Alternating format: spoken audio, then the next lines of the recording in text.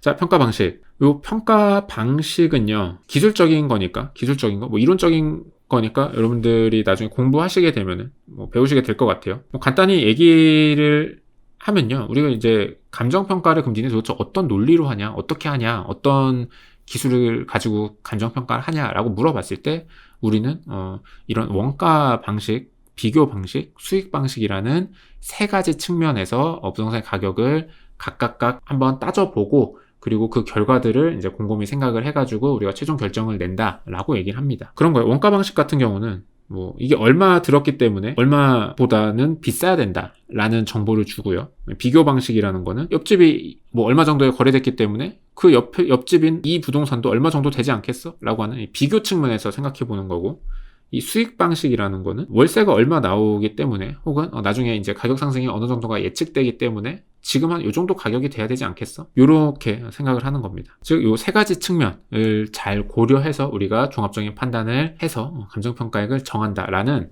어떤 감정평가에 관한 가장 큰 대전제, 대이론, 약간 요런 느낌이에요. 뭐 요거는 이제 설명하자고 하면은 한도 끝도 없이 할 수 있습니다. 근데 이제 지금은 뭐 그런 건 아니니까 나중에 이론 강의 들으시면서 좀 더 한번 읽어보시면 재밌을 것 같습니다. 그 다음에 시험, 국토교통부에서 주관하고 산업인력공단에서 시행한다. 그렇죠. 평가 업무를 수행하기 위해서는 한국감정평가협회에 연수를 이수하고 실무수습을 거쳐야 한다. 그쵸. 그래서 여러분들이 합격하시고 나면은 이제 그 해 1월부터 3월까지는 이제 집합 연수를 들으시고, 그 이후에는 틈틈이 뭐 시험을 보면서 1년 동안 연수를 다 받으셔야 됩니다. 뭐 질문 많이 하시죠. 연수 미루면 안 되나요? 당연히 미뤄도 되죠. 미루면 불이익은 없을까요? 뭐 별로 없는 것 같아요. 여러분들이 생각하시는 것보다 일단 뭐 붙고 나면 생각보다 많은 것들이 문제가 안 돼요. 그래서 이런 것들은 되게 자잘한 문제니까 붙고 나서 생각하시면 될 것 같습니다. 시험은 매년 3월 초 1차, 6월 말 2차 시험으로 치러진다. 원래 이제 마지막까지는 이렇게 치러졌는데요.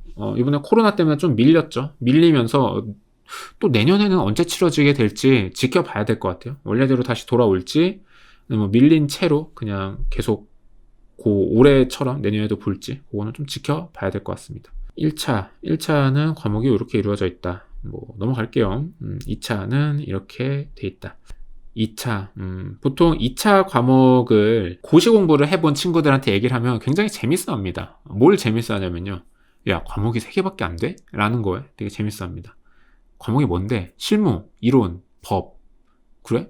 굉장히 직관적이고 되게 간결하네? 뭐 이런 느낌으로 재밌어 합니다. 2차 과목이 굉장히 적어요. 3과목밖에 안 되는 거는 되게 특이하게 적은 과목이에요. 시험 과목별 특징, 감정평가 실무. 일반적으로 대개 간평 수험생들이 가장 어렵게 느끼는 과목이다. 그쵸. 요거는 뭐 지금까지는 실무가 또 뭐 그렇게까지 어렵다 얘기는 안 했는데, 올해 시험에서 갑자기 또 어려워져가지고 뭐 어렵다라는 얘기를 하실 것 같습니다. 근데 왜 보통 어려워하냐면요, 우리가 수험계에서 접하는 문제랑 실제 기출되는 문제의 그 격차가 어마어마해요. 그래가지고 수험계에서 도는 문제집을 되게 열심히 풀었다 해도 실제 시험장에 가서 문제를 딱 받으면 이거 뭐지? 약간 이렇게 되는 경우들이 많아요. 왜냐면 이제 실무 같은 경우는 실제 평가 업무를 몇십 년 동안 하신 분들이 시험장에 가서 내가 되게 이런 문제에 내가 봉착해서 그때 그거를 어떤 해결하는 과정이 되게 기억에 남는다, 요거 한번 문제로 내보자, 이런 식으로 내시기 때문에 이제 그분들한테도 되게 쉽지 않았던 문제로 내요. 그래서 학원 문제만 풀어본 일반 수험생은 제대로 문제를 풀 수가 없어요. 그런 과목입니다. 뭐 그렇다고 해서 어렵게 공부할 필요는 없어요. 어차피 상대평가이기 때문에 남들 하는 만큼만 하면 됩니다. 사실 상대평가니까 잘 볼 필요가 없어요. 남들보다만 잘 보면 되기 때문에, 또 반대로 생각하면은 그렇게 어려운가 싶기도 해요. 감정평가 이론, 그렇군요. 이론, 뭐 논술 답안 잘 쓰는 분들이 유리하죠. 감정평가 법규, 최근 사례형 문제의 비중이 높아지면서 꽈락률이 상승하고 있는 복변 과목이다.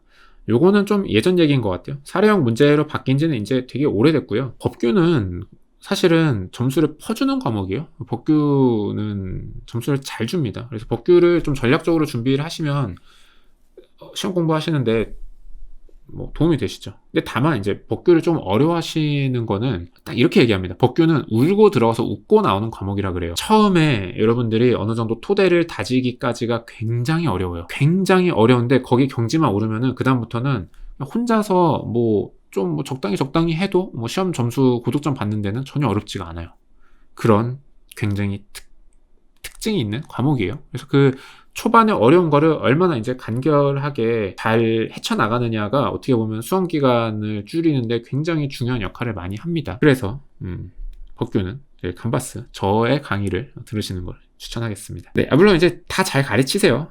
근데 뭐 제 강의를 들어주시면은 굉장히 보람찰 것 같습니다. 넘어갈게요. 부끄러우니까. 시험 정보. 합격자 수가 2013년부터 17년까지 꾸준히 감소했다가 18년부터 살짝 반등했다. 여기 보면은 그래도 많이 줄었구나. 나 이후로 200명에서 150명 찍고 다시 올라오고 있네요. 왔다 갔다 하는 것 같아요. 저희 때도 한 150명대에서 저희 때 많이 올려줬어요. 200명대로 올려주고 그리고 나서 또 다시 내리고 이번에 좀 다시 올리는 것 같아요.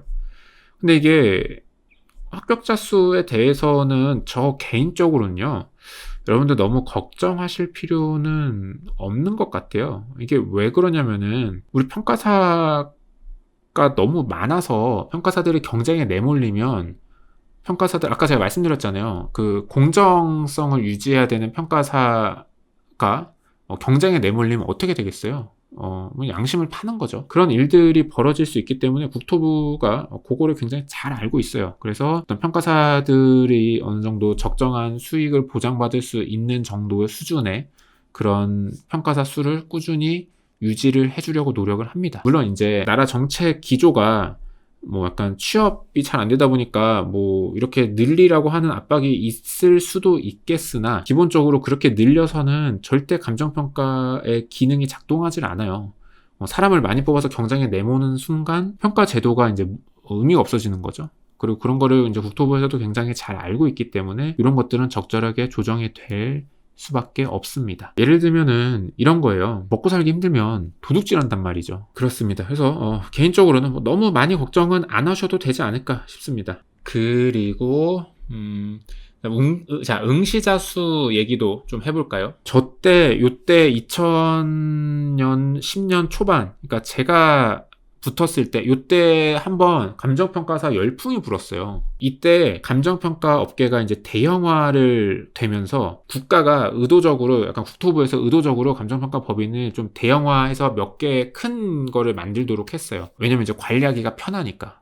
그리고 워낙 그 감정평가 법인 자체가 좀 공적인 업무를 많이 하다 보니까 좀 규모도 있고 자본금도 되게 크고 이런 규모가 있게 좀 대기업이 필요했던 거죠, 사실 어떻게 보면. 그래서 되게 많은 법인들이 합쳐졌어요. 이름만 봐도 다 알죠. 미래세안, 미래랑 세안이 합쳐졌고, 가람 같은 경우는 가람과 동국이 합쳐졌고, 이런 식으로 많이 합쳐졌어요. 안 합쳐진 법인도 있습니다. 뭐 태평양이나 나라나 뭐 이런데 안 합쳐졌죠. 그냥 순혈 법인을 유지하고 있죠. 그렇습니다. 그러면서 이때 평가사 수가 확 부족했어요. 왜냐하면 국가에서 어느 정도의 평가사를 확보해서 대형 법인화 해라 라고 미션을 줬는데 그 미션을 채우려다 보니까 평가사가 부족해진 거죠. 그래서 평가사들의 몸값이 천정부지를 뛰고 쉽게 한 1년 정도 일하면은 평가법인에 이사를 달아줬어요. 부족하니까. 그러면서 이제 이때 평가사 인기가 확 불어서 그때도 굉장히 이제 난이도가 진짜 떡상을 합니다. 굉장히 어려운 시험이었어요, 그 당시에. 그리고 나서 이제 조금 평가법인 대형화가 어느 정도 마무리돼 가면서 이제 조금 열기가 시들었는데 요즘 또 굉장히 많이 반등했죠.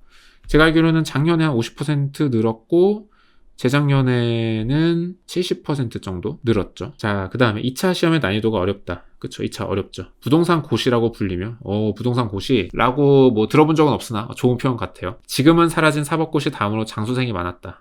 유명했어요.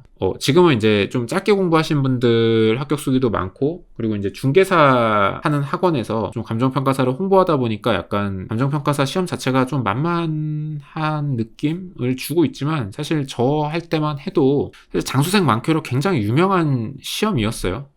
고시생들 사이에서도. 그렇습니다. 합격자들의 평균 수험 기간은 5년이다. 그렇군요. 요거는 뭐 통계가 없기 때문에 사실 뭐 3년인지 4년인지 5년인지는 뭐 잘 모르겠어요. 요거는 맞는 것 같아요. 최근에는 학원 시스템이 정립되어 수험 기간이 많이 단축되었다. 이거는 맞는 얘기 같아요. 학원 시스템이 많이 좋아지면서 굉장히 많이 줄었습니다. 저만 해도 제가 그때 정말 시행착오 겪으면서 되게 고생하면서 배웠던 거를 그 강의를 통해서 다 알려주잖아요. 이렇게 하고 그냥 이렇게 암기하고 이렇게 하고 이렇게 해서 이렇게 저렇게 하면은 점수가 이렇게 나옵니다. 이렇게 알려주다 보니까 실제 시험 기간이 많이 줄어들 수밖에 없는 것 같아요. 그렇습니다. 감정평가 학원과는 신림동과 봉천동에 밀집되어 있다. 과거 행정법 관련 자료와 강사의 접근성이 좋기 때문으로 추정됩니다. 잘 모르겠어요. 이거는 잘 모르겠으나 어쨌든 신림동의 대학동 그 고시촌에 많죠. 여전히 많죠. 물론 이제 요즘은 고시촌에 들어가서 공부하는 사람들이 비율이 점점 낮아지고 있고 이제 세월이 바뀌다 보니까 인터넷 강의를 들으시는 분들이 되게 많이 늘어나고는 있어서 예전 같지는 않은데 그래도 이쪽에 많이 있습니다. 뭐 복사집도 있고 학원들도 이쪽에 많이 있죠. 합격자의 평균 연령이 30세 내외로 높은 편이다. 장수생 영향도 있지만 부동산은 관련 전공자가 적고 학부생 입장에서는 접근성이 떨어지기 때문에 시험 진입 연령 또한 높기 때문이다. 맞아요. 일반적으로 요즘은 이제 유튜브 때문에 사람들이 감정평가사를 어린 분들이 많이 알게 됐는데요. 그 전까지는 사실 여러분 생각해 보시면 유튜브가 없었다라고 하면요. 감정평가사는 여전히 모르고 계셨을 겁니다. 그래서 평균 연령이 좀 높았죠. 요즘은 뭐 그렇지는 않은 것 같아요. 출신 대학별 합격자 누계 서울대 204명, 연대 189명, 고대 187명 등등. 요즘은 좀 다르죠. 제가 그 출신 대학 영상 찍었지만 이거는 이제 10일에 되게 옛날부터 누적을 해서 그렇고 요즘은 서울대가 1위는 아니에요. 좀 다릅니다. 요거는 뭐 별로 좀 고칠 필요가 있는 것 같아요. 고친다기보다는 뭐 지금 트렌드랑은 좀 다르다라고 생각을 하시면 될 것 같습니다. 대비학원, 서울법학원, 하우패스, 한림, 합격. 네, 뭐 저 때부터 있던 전통의 학원들이죠. 그렇습니다. 나중에 여기 이제 감바스도 좀 껴들어갔으면 좋겠네요. 그렇습니다. 뭐 주된 업무는 일반거래하고 담보, 경매, 소송, 보상, 공시지가, 국공유, 재산, 기타. 뭐 하나씩 읽어볼까요? 일반거래. 부동산 거래 시 매도자와 매수자 간의 가격 분쟁 방지 기능의 감정평가이다. 일반적인 도시지역의 아파트, 상가, 오피스텔 등 시세를 가늠할 수 있는 부동산의 거래는 거래 당사자들의 합의만으로 거래되나 금액이 미친듯이 높거나 가치를 가늠하기 어려운 부동산 또는 분쟁의 소지가 있는 부동산 거래에는 감정평가서를 계약 시 요구하기도 한다. 요거는 저 개인적으로는 좀 틀린 얘기 같아요. 제가 아까도 얘기했지만 이 감정평가서는요 어떤 시장에 어떤 선도하는 역할은 할 수가 없어요. 무슨 얘기냐면은 이 사람들이 거래 당사자들이 예를 들어 이제 매도 매수를 하는 사람들이 야 이거 얼마인지 모르겠다 얼마 할까 감정평가 받아보자 라고 하지 않아요. 왜냐면은 뭐 감정평가를 받아봤자 감정평가 네가 그 가격에 받아왔어 근데 나는 그 가격에 안 팔 건데 라고 하면 끝이에요. 이거는 당사자 간의 합의이기 때문에 감정평가서를 가격을 몰라서 감정평가를 받는 경우가 애초에 별로 없습니다. 안 팔면 그만인데 아까도 얘기했다시피 이 감정평가는 법 때문에 받는다고 보시면 돼요. 법 때문에.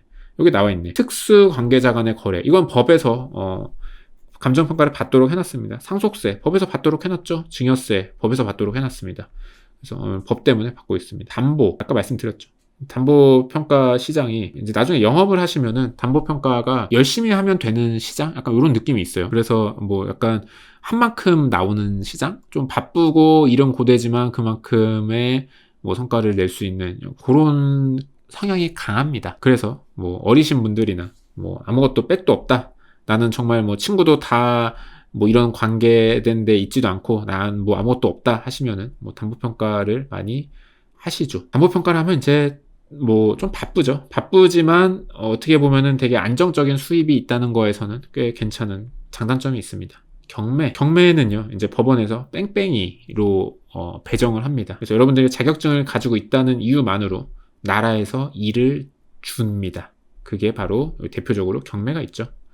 소송. 네, 소송은 이제 경력 한 7년이 넘으셔야 돼요. 7년이 넘으시면 소송평가를 하실 수 있습니다.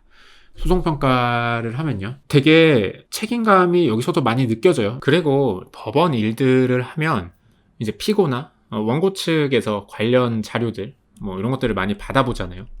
그러면 때로는 이제 매출액 자료, 내부 장부 뭐 이런 것들을 받아보는데 제가 호기심이 워낙 많아서 그런지 그런 것들을 보는 것도 되게 재밌었어요. 뭐 예를 들면은 어이씨 뭐 땡땡 주차장 이렇게 많이 벌었어? 와 여기 매출이 이 정도 나는구나 하고 좀 세상을 더 알게 되는 그런 기분들이 저는 좀 재밌더라고요. 그리고 또 이 소송평가 중에서 좀 특수한 사건을 담당하는 그 특수감정이라는 게 있거든요. 요거는 이제 따로 신청해서 뽑혀야 되는 건데, 요거 특수감정인은 뭐냐면은, 그냥 평범한 일반적인 그런 감정평가가 아니라, 진짜 골 때리는 사건들을 감정평가하는 거거든요. 딱 보면은, 와, 이거 어떻게 접근해야 되지? 이런 생각이 드는 것들을 감정평가하는 거예요.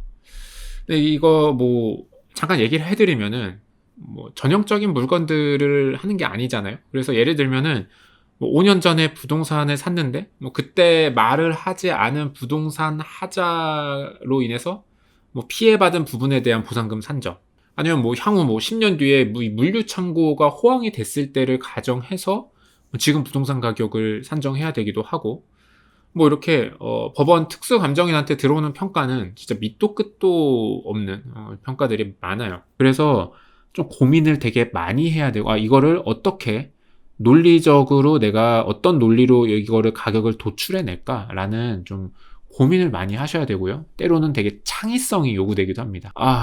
뭐 그냥 어떻게 해야 되지? 라고 하다가도 그래도 그 와중에 어떤 논리들을 만들어서 어떤 뭐 비교할 수 있는 것들을 찾거나 여러 가지 정보들을 수집하거나 해서 평가를 하게 되는 경우들이 많습니다. 혹은 뭐 이렇게도 해요. 뭐 케이스를 만들어서 1번인 경우 어떤 경우에는 얼마, 뭐 이런 경우에는 얼마, 저런 경우에는 얼마, 뭐 이런 식으로 평가서를 쓰기도 하고요. 굉장히 좀 어렵죠. 어렵습니다. 재밌다고도 할 수 있고 그렇습니다. 가액 결정에 대해서는 감정평가사가 판사보다 위라고 써있네요. 맞습니다. 요거는 왜냐면 판사님이 우리한테 몰라서 물어보는 거잖아요. 그래서 우리가 대답을 해주면 판사님이 그거를 뒤집는 경우는 거의 없어요. 판사님들 그걸 그대로 인용을 합니다. 그렇기 때문에 중요합니다. 네, 중요해요. 보상 중요하죠. 보상 중요합니다. 보상평가 같은 거 이제 하잖아요. 그러면은 어떻게 보면 이제 이거 받고 꺼져 하는 거잖아요. 감정평가 이거 줄 테니까 너 여기서 나가라. 땅 나한테 팔고 나가라. 라고 하기 때문에 이제 민원이 어마어마하죠. 아무리 많이 줘도 만족하진 않습니다. 그래서 그런 것들에 대해서 이런 거예요. 처음에 평가를 하러 가잖아요. 보상평가를 하러 가면은 정말 이렇게 협조적일 수가 없어요. 사람들이 가면은 막 사람들도 다 나와 있고 막 나한테 뭐 한마디라도 더 설명하려고 막 평가사님 이렇게 막 이래요. 그러다가 가격이 딱 나와 이러면은 그때부터는 이제 좀 막 달라지는 거죠. 심할 때는 회사로 버스 대절해서 찾아옵니다. 그러면은 도망갑니다. 담당 평가사님 지금 출장 가셨다. 이렇게도 하고. 그리고 이제 그 버스를 대절해서 오실 때 법인을 다 돌아요. 왜냐면 이제 평가를 한 법인이 하는 게 아니라 보통 이제 세 개 감정평가 법인이 하거든요. 그러면은 A 평가 법인 갔다, B 평가 법인 갔다, C 평가 법인을 간다. 이러면은 A 평가 법인에서 B 평가 법인, C 평가 법인에 얘기를 합니다. 야, 우리 법인 왔다. 니네도 준비해라. 이러면은 이제 이거를 대처를 하는 거죠. 물론 이제 그렇다고 해서 제가 이제 좀 방금 장난스럽게 얘기했지만 뭐 도망가고 이러진 않고요. 설명을 해드리죠. 설명을 해드리는데 이거 쉽진 않죠. 왜냐면 아무리 설명을 해도 이분들은 이제 약간 기분의 문제? 약간 이런 것들이 있기 때문에 그런 부분을 잘 이해시켜 드리는 그런 일도 굉장히 중요한 것 같습니다. 보상평가는 정말 저는 좋아요. 저는 공적평가를 개인적으로 좋아합니다. 왜냐면은 공적평가가 진짜 평가사가 된 어떤 그 판사 같은 역할을 되게 많이 해요. 내가 진짜 얼마다라고 하면은 그런 되게 공공에 영향을 미치는 일들이 많기 때문에 굉장히 책임감도 많이 느껴지고 일에 대해서 더 긍지도 느끼고 보람도 많이 느끼기 때문에 개인적으로는 공적평가를 좋아합니다. 근데 이제 점점 공적평가가 좀 줄어들고 있기는 한데요. 뭐 조금 아쉽죠. 공시지가 3년차 이상 대형법인 소속평가사들이 평가한다. 그렇습니다. 공시 업무. 네, 이번 주에도 저도 하러 가야 돼요. 공시지가를 하면요. 저는 좀 보람찼던 거는 그동안 이제 회사에서는 뭐 막내고 이리 치이고 저리 치이고 하잖아요. 근데 공시 업무를 하러 가잖아요. 그러면은 거기 공무원 분들이 저희한테 많이 의지하십니다. 그래서 뭐 이건 이렇게 해야 되나요? 이건 저렇게 해야 되나요? 그러면 이렇게 많이 물어보세요. 그러면은 저희가 친절하게 알려드리죠. 이거는 이거니까 이렇게 하시면 됩니다. 그리고 이거는 이렇게 하시면 안 되고 뭐 이런 이유 때문에 이렇게 하셔야 돼요. 이렇게 진짜 전문가처럼 알려드릴 일이 많더라고요. 뭐 이런 거죠. 나 회사에서는 되게 좀 쩔이었는데 구청에서는 그렇게 외부에서는 나를 부동산 전문가로 보고 많이 의지하고 어떤 내가 내린 결정에 따라서 실제 일처리를 하시는 거를 본다? 그런 경험들이 저는 좀 재밌었어요. 그리고 요거 외에도 또 공시지가가 재밌는 거는요. 내 담당 지역 현장을 몇 주 동안 보거든요.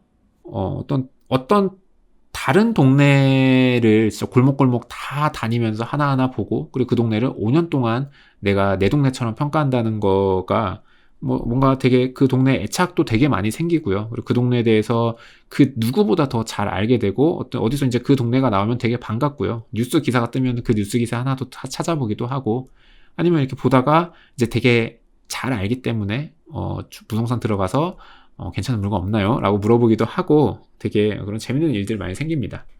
참고로 저는 이제 울릉도나 이제 독도 요런 데를 했었거든요. 매년 울릉도로 일주일씩 일 겸 여행 겸 갔다 왔죠. 맛있는 것도 많이 먹고 일도 하고, 관광지다 보니까 저는 너무 재밌었어요. 날씨도 너무 좋고 풍경도 아름답고 너무 좋았습니다. 국공유재산 기타. 그리고 재개발 재건축이 감정평가의 꽃인데 별로 내용이 없네요. 재개발 재건축이 보통 사업비가 크잖아요. 그래서 감정평가 수수료가 엄청나요. 좀 큰 경우는 수수료가 몇 억씩, 크게는 10억 이렇게도 합니다. 1년에 한 번 평가해서 몇 억을 한 번에 버는 거죠. 그래서 보통은 굉장히 경쟁이 치열하고, 이런 어떤 감정평가 업계에서 약간 좀 화려한 그런 영역으로 보는 것 같아요. 근데 이제 이게 이렇게만 들으면 좀 달콤해 보이는데 아무래도 영업이 굉장히 어렵습니다. 좀 그렇죠. 그리고 이런 영업 측면 외에 아마 여러분들이 이제 회사 입사하셔서 쪼렙일 때 재개발이나 재건축 업무를 이제 맡으시면은 재건축은 그렇진 않은데 가끔씩 큰 재개발 업무를 맡게 되시잖아요. 그러면은 아마 토지는 안 하시게 될 거고, 지작물이나 영업권 같은 걸 담당하시게 될 거예요. 그러면은 거의 한 달 동안 재개발 현장으로 출퇴근합니다. 그러면 이제 그 되게 수많은 목록들을 보면서 지작물 목록이나 영업권 목록을 보면서 내내 이제 현황 파악하고 소유자 만나서 의견 듣고, 이렇게 하면서 한 달 동안 현장에서 이제 고생을 좀 해요. 이게 진짜 몇백 개 집을 구경하면서 진짜 이 집은 이렇게 하고 사는구나, 저 집은 저렇게 하고 사는구나, 진짜 별의별 집들을 다 보는구나, 이런 생각도 하고, 점집에 이렇게 무당 있는 그런 곳 있죠. 그런 곳에 이제 영업권 평가하러 가면서 그런 보살님들의 고충도 들어드리고, 이런 되게 다이나믹한 맛이 있습니다. 저도 이런 큰 재개발을 했었는데 그때 하필 되게 한여름에 했어요. 그래서 등산 모자 챙 달린 거 쓰고 팔토시 하고 등산 바지 입고 땀 진짜 비 오듯이 흘리면서 현장 돌았던 기억이 나네요. 되게 그때 기억에 남는 게 그 주머니에 자동차 키를 넣어 다녔었거든요. 근데 그 자동차 키의 고무 커버가 땀을 너무 한 달 내내 땀을 흘리니까 이 고무 커버가 녹더라고요. 좀 나름 진짜 내가 이렇게 고무를 녹일 정도로 열심히 일을 했구나 하는 그런 생각이 잠깐 갑자기 기억이 났습니다. 다 지금 생각해 보면 다 재밌는 기억으로 남아 있어요. 그리고 요거를 이제 현장을 혼자 보는 건 아니고 다른 법인의 평가사님이랑 이 팀을 이뤄가지고 현장을 돌거든요.